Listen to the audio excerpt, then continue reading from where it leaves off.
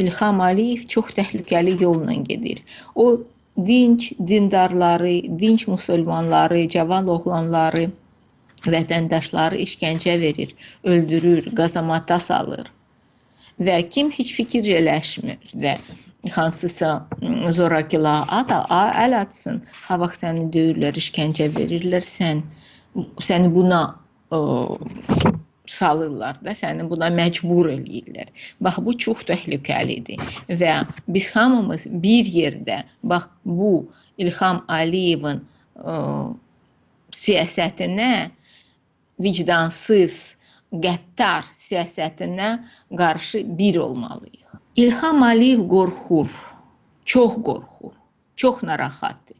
Onun yeganə usulu var, ölkəni idarə eləmək. Repressiyalar, zorakılıq, işgəncə, ancaq budur. O biri usullar onda yoxdur.